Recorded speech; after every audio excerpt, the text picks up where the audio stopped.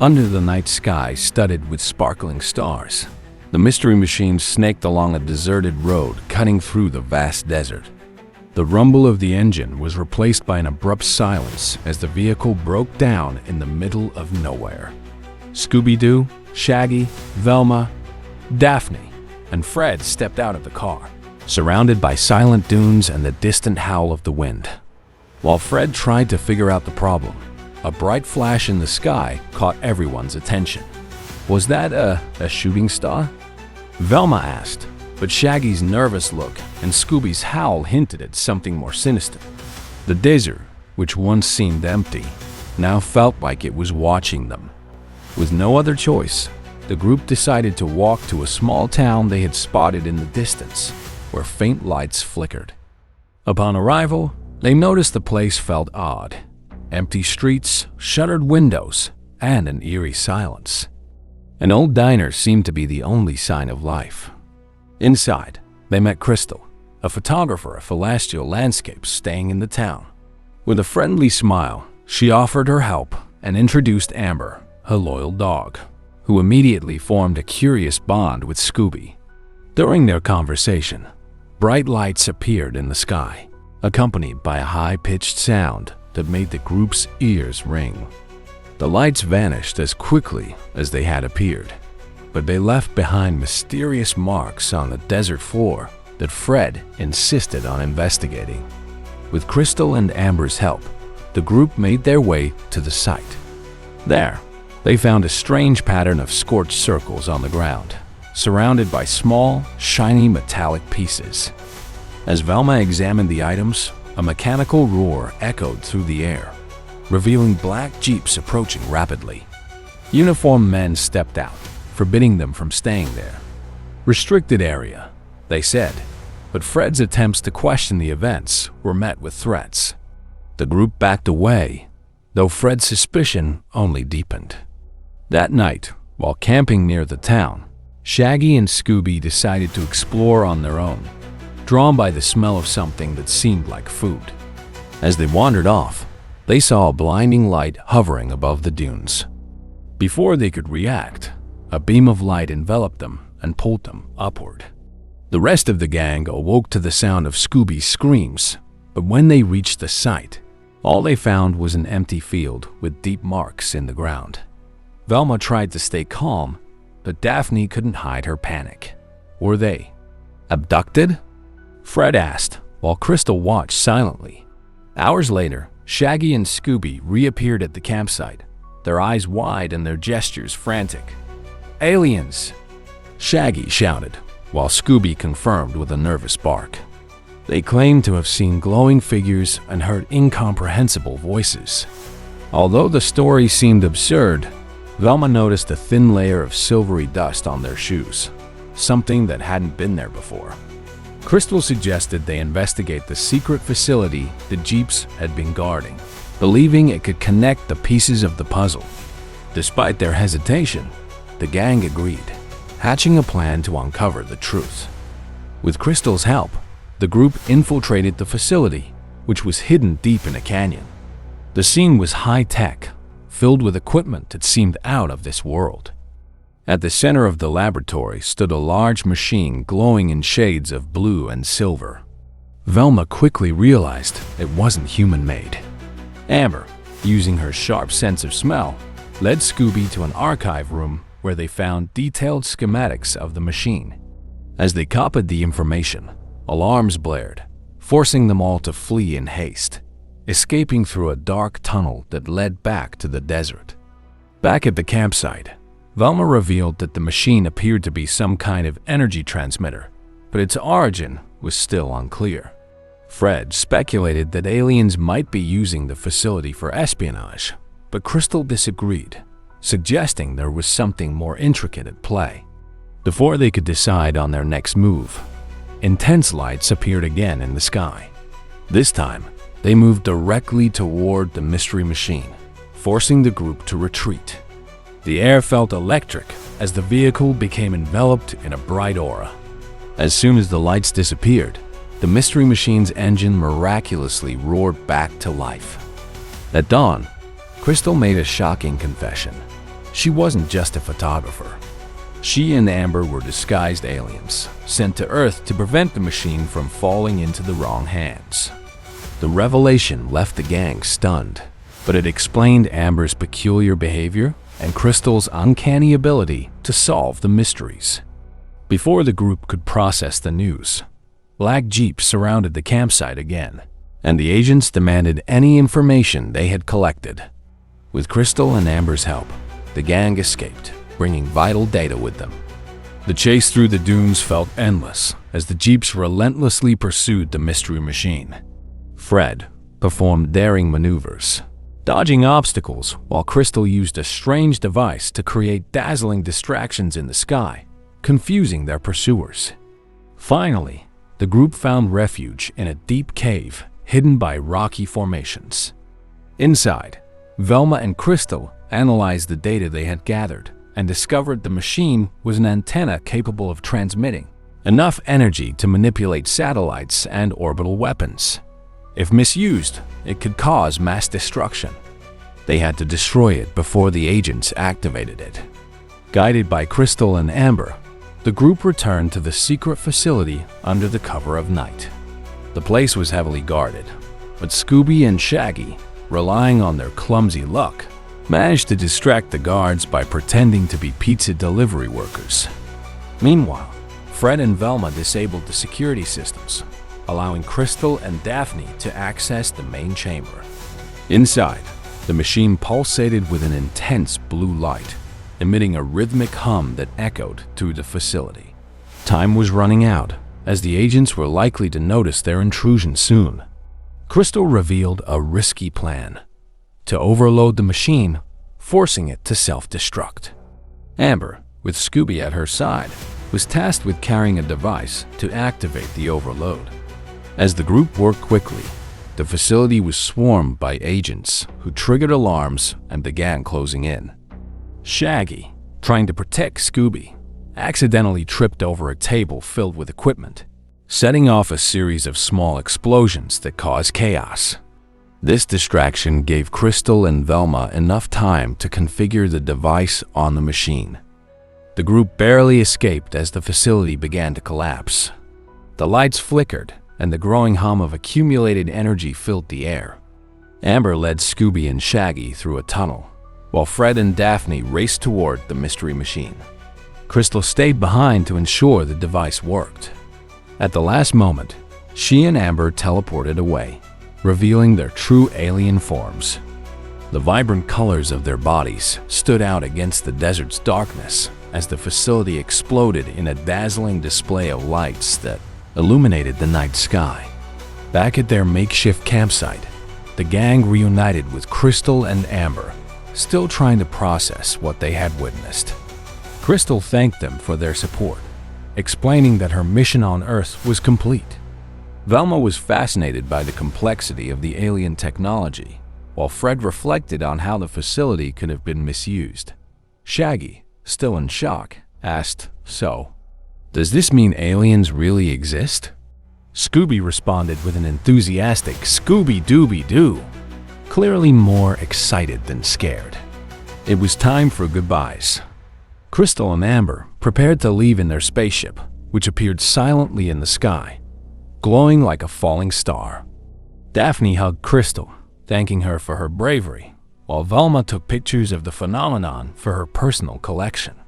Shaggy and Scooby, emotional, promised never to reveal their secret.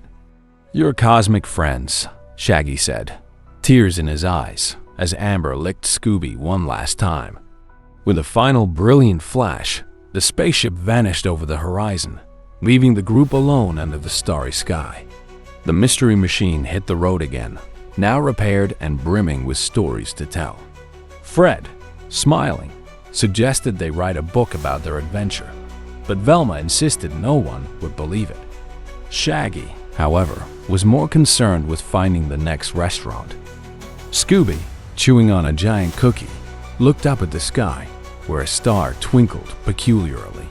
Perhaps it was a sign from Crystal and Amber. "Scooby-Dooby-Doo," he shouted as the van disappeared down the deserted road. leaving behind mysteries and memories from another galaxy. The narrow road twisted through a fog-covered valley as the mystery machine approached an ancient and imposing structure surrounded by gnarled trees. Scooby-Doo and Shaggy, their eyes wide, stared at the map pointing to their destination, Grimwood School. The sound of tires on gravel was interrupted when Fred stopped the van at the rusted iron gate. "This doesn't look welcoming," murmured Shaggy, while Daphne tried to reassure them. As the school's door creaked open ominously, the shadow of a tall figure awaited them at the entrance, marking the beginning of an adventure they would never forget. Inside the school, they were greeted by Miss Grimwood, the headmistress, a stern-looking woman with a smile that seemed to conceal secrets. She introduced the students: Sabella, the charming daughter of Dracula; Elsa, the offspring of Frankenstein's creature; Phantasma, a playful spirit; Winnie, a young werewolf; and Tanis, an adorable mummy. Scooby and Shaggy were intrigued, but quickly realized this wasn't an ordinary school. During gym class, an eerie laughter echoed through the hallways, making it clear that something more sinister was lurking beyond the school's walls. That night, as the full moon illuminated the nearby forest, Shaggy and Scooby spotted a shadowy figure lurking among the trees. Matches, the school's tiny pet dragon, began growling, alerting them to danger. Despite their fear, the duo decided to investigate, only to find strange markings on the ground and fragments of a golden artifact. When Velma examined the pieces, she discovered symbols hinting at ancient magic. Meanwhile, the students began acting strangely, as though something or someone was influencing their behavior. As days passed, strange activities at the school increased. Objects floated, doors locked on their own, and whispers echoed through the catacombs. Scooby and Shaggy, with matches in tow, discovered a hidden passage in the library. There, they stumbled upon a secret room filled with spellbooks and a diary mentioning a powerful warlock named Revolta. Velma explained that he was searching for a magical amulet capable of controlling monsters. The revelation left the gang on high alert, as the threat seemed closer than ever. Determined to protect the students and stop the warlock's plan, Scooby and Shaggy, with help from Sabella and Elsa, began exploring the school's catacombs. Narrow passages and ancient traps tested the duo's courage, while sinister laughter echoed in the distance. They eventually found a central chamber where parts of the amulet were hidden. However, before they could retrieve them, Revolta's shadowy figure appeared, forcing them to flee as he claimed a crucial piece of the artifact. Returning to the surface, the group shared their discoveries with the remaining students. Winnie and Phantasma volunteered to help, using their unique talents to defend the school. Winnie tracked more clues in the forest, while Phantasma guided the gang to an ancient tower that seemed to be the warlock's hideout. During their investigation, they found ancient carvings on the walls, confirming that the amulet had the power to subjugate monsters. Velma realized that if the warlock completed the artifact, he could control not only Grimwood's students, but also monsters around the world. That night, the school was shrouded in a thick fog, and mysterious creatures began appearing at the gates. Scooby and Shaggy, armed with improvised nets and their questionable courage, tried to defend the school. With Match's help, they managed to fend off the intruders temporarily, but it was clear that Revolta was growing stronger. Sabella revealed that she knew where the final piece of the amulet was hidden, a chamber inside the school's tower. The group decided to act before Revolta could reach it. Entering the tower, the group faced more traps and illusions created by the warlock. Scooby tripped over a loose stone slab, revealing a hidden path to the tower's top, where they found the completed amulet. Before they could retrieve it, Revolta appeared in a burst of smoke, mocking their efforts to stop him. He revealed that he had enchanted the school to weaken the students, rendering them unable to resist his control. The tension mounted as he moved closer to claim the amulet. Encouraged by Scooby and Shaggy, the students joined the battle atop the tower. Sabella used her vampiric powers to distract the warlock, while Elsa, with her incredible strength, tried to prevent him from completing his spell. Shaggy and Scooby, despite their terror, managed to divert Revolta's attention away from the amulet, giving Velma time to devise a plan. Matches, small but fearless, unleashed flames to destroy the spells protecting the artifact. As the battle raged on, Velma explained that the only way to neutralize the amulet was to destroy it in a magical fire hidden in the catacombs. With Revolta distracted, the group escaped the tower with the amulet. Scooby, holding it tightly, led the way through the catacombs while Revolta pursued them with spells that turned the path into a maze. Undeterred, they pressed on, guided by Winnie, who used her keen sense of smell to locate the fire. When they reached the fire, Revolta caught up with them and the final showdown began. He conjured shadowy creatures to stop them, but the students, working together, used their powers to fight back. In an unexpected moment of bravery, Scooby grabbed the amulet and hurled it into the flames. The room filled with a blinding light as the amulet disintegrated. Revolta tried to escape, but was consumed by his own magic, vanishing in a whirlwind of energy. With the amulet destroyed and the warlock defeated, the school returned to normal. The students were stronger than ever, expressing their gratitude to Scooby, Shaggy, and the gang. Matches danced joyfully while Winnie prepared a celebratory feast. Velma documented everything to ensure the amulet's knowledge remained safe, while Fred and Daphne reinforced the school's defenses against future threats. The next morning, Miss Grimwood called Scooby and Shaggy into her office to thank them personally.